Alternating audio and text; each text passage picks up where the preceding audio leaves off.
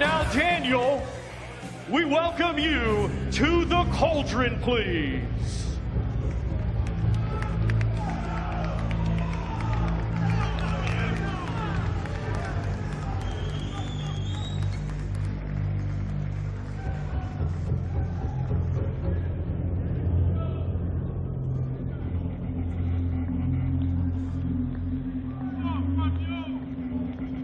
And now, Fabio, we welcome you to the Cauldron, please.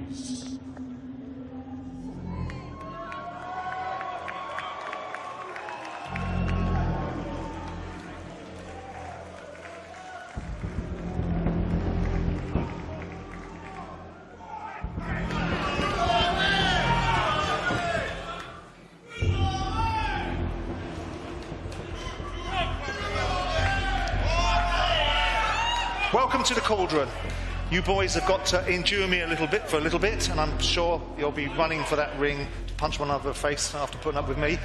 This fight has the potential of being one of the best heavyweight fights on these shores for a long time.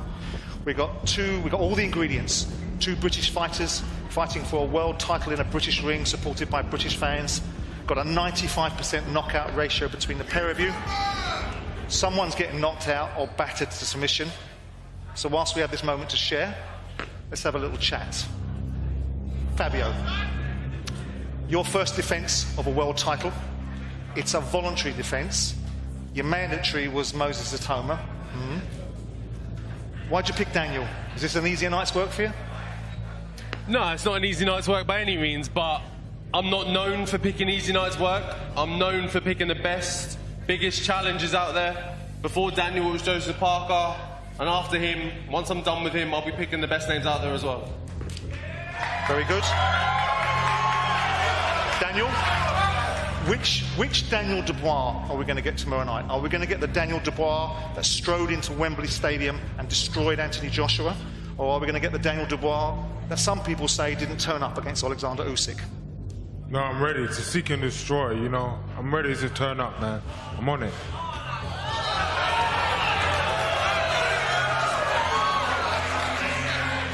Fabio, when you look at Daniel, what do you see? Do you see a fearsome opponent, or do you see someone that folds when it comes on top? And before you answer, let me say what you said to me a few months ago on TalkSport. You said, if I get on top of him, get in his face, make him feel that what he's doing isn't working here, it can quickly snowball for him. And then you've gone on to say recently that your mentality runs at a 10, and his varies from a 2 to a 7.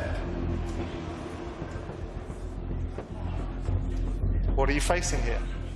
I think that's the question, isn't it? What am I facing here? I think we'll find out on Saturday night, because I stand by those words. You've got a view. It does vary. He does change from a 2 to a sometimes 6, 7, 8, 9, whichever. And in some performances he has done well. But you take the Usyk, for example, he hasn't done well. You take the Kevin Lerena fight, for example. He didn't do well in that one either. Like, yeah, okay, he come out and got the win. There was multiple times in that fight where he was taking knees without even being touched.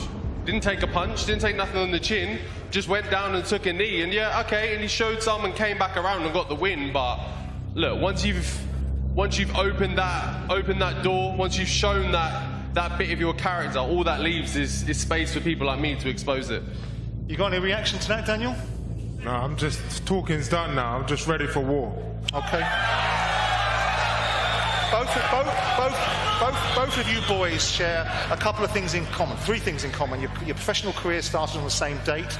You both got 95% knockout rates, but both of you were elevated to world title level, or world title status. He, I would imagine, got his validation against Anthony Joshua. Is he your validation? Yeah, look, our circumstances are slightly different. I was elevated a week or 2 after having the fight. Like, it could have just very easily been put on the line if Alexander Usyk wasn't holding on to the belt. But for me, this is the all-crowning, all-coming-together moment of hearing and still in the ring, having that belt handed to me, being awarded, having my hand raised on the night. Daniel, Parker, Hooney, Clark is not Usyk, Joshua, and Hrgovic.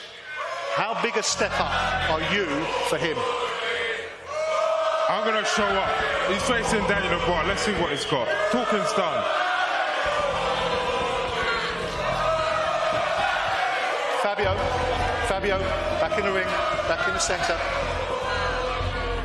Fabio, I've just read off the last 3 fights that kind of cement your reputation as it sits today in terms of the opposition that you fought. Do any of those fights prepare you for a Daniel Dubois? All of them fights prepare me for a Daniel Dubois in a different reason or another. Like, don't get me wrong, okay, none of them guys maybe punch as hard as Daniel, but they have other attributes that are better than his. Someone like Joseph Parker, for example, has got more experience and I managed to beat him. Justice Hooney is quicker hands, quicker movement, quicker with his feet, and I managed to beat him.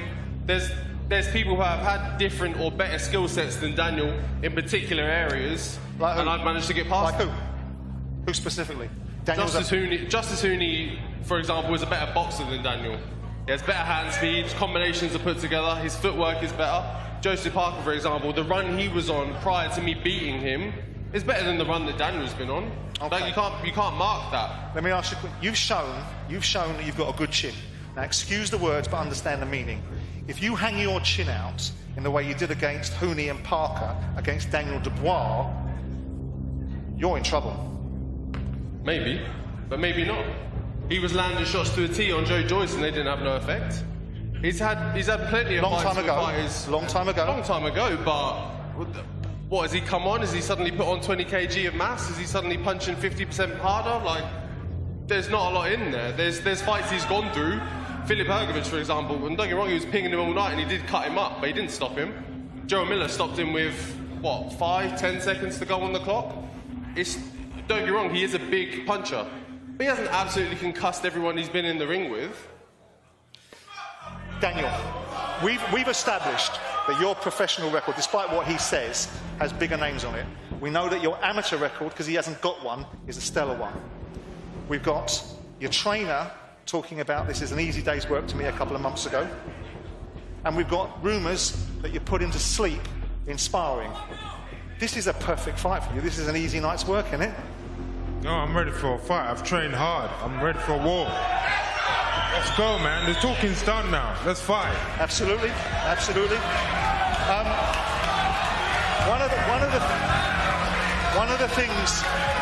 One of the things that follows you, Fabio, is the observation that you're lucky. He's made it. When you look at the career paths that you've both taken, who do you think's had the more challenging career to get to where you are today? It's hard because I'm not going to discredit the achievements that Daniel's had and the opponents he's gone against and the people he has built. Like, if you want to talk about that back end or that top 1% at the end of the division, he has faced more of those guys and he has beaten more of those guys. I will give him that credit. Elite level fighters. He has, 100%. Yeah. But that is no bearing or no sway on this fight. It's not going to change anything on the night. You can't bring all that in with him. You can't bring his record in the ring with him. It's only me and him once that bell goes. Daniel, he's unbeaten, we know that. And we've talked about the quality of opposition he's been in, but he's unbeaten, right? You've been beaten 3 times by a generational great in Alexander Usyk. But if you lose to Fabio, is that you done at this level? I've got to take his O and that's it.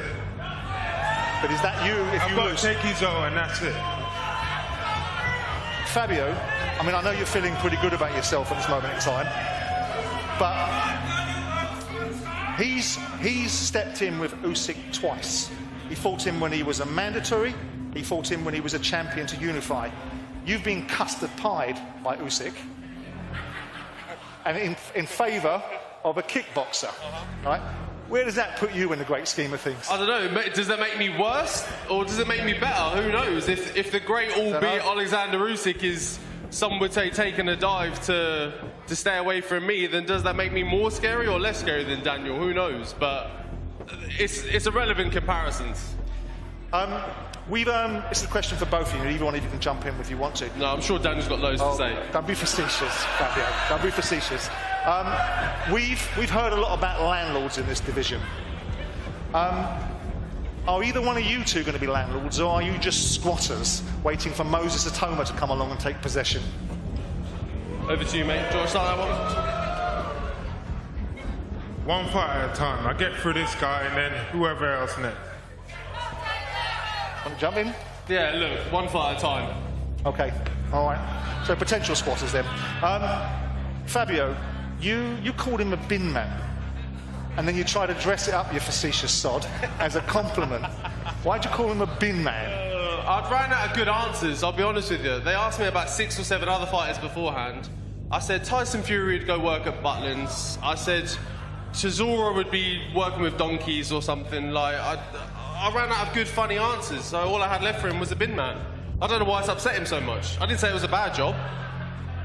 It's a good, respectable job. My own coach, by the way. You were taking the piss. My own coach, by the way. You know you were taking my the piss. My own coach, Robert Hodgins, was a bin man for 5 years. He's a man I love and respect. Right, so you meant that as a compliment, did you?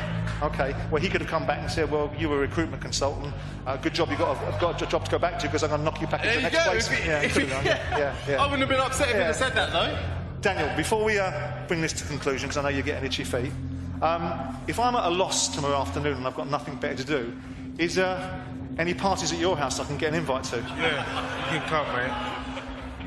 Right, fellas, before we round this off, let's have a look. There's been some polls run amongst the fans about how they see this fight going. So let's have a look at the statistics that we've got that illustrate how they think you boys are going to fare.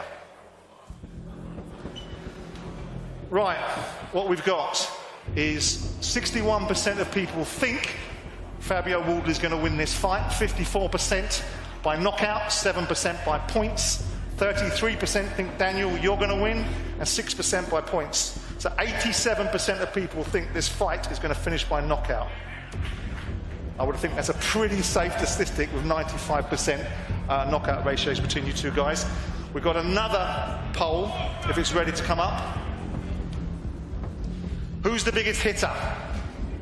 Fabio Wardley, 27%. Daniel Dubois, 73%. So, Daniel, you're the biggest hitter. Before we conclude this cauldron, and you're nearly gone, fellas, have you got anything? This is the last time you're going to see one another before you step in the ring and get down to business. Have you got anything you want to say to one another, or any messages you want to say to the lucky viewing public that are going to see you two boys tomorrow night? Look, I'll echo the same sentiment I left off with the press conference yesterday, is that, look, I hope he's in shape, I hope he's ready to go, I hope he's in the best shape of his life, I hope he's trained hard, the team have got the game down to a T, and I hope he's coming to bring a fight tomorrow, because everyone out here has given us a little taste of what the feeling's going to be like tomorrow night, and I think it's going to be even better once we get in that arena. So I'm looking to deliver a big night for the fans, and I can only hope he is too. I'm ready to fight, man. I'm going to put him to sleep tomorrow. Okay. Frank, can we get the two boys in a face-off before we go? In a face-off. I'll take it.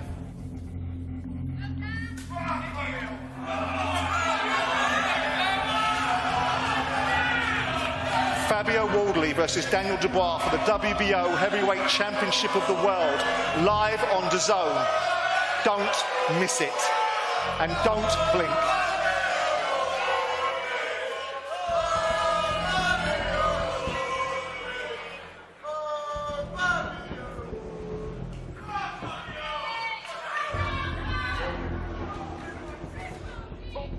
Good luck, men.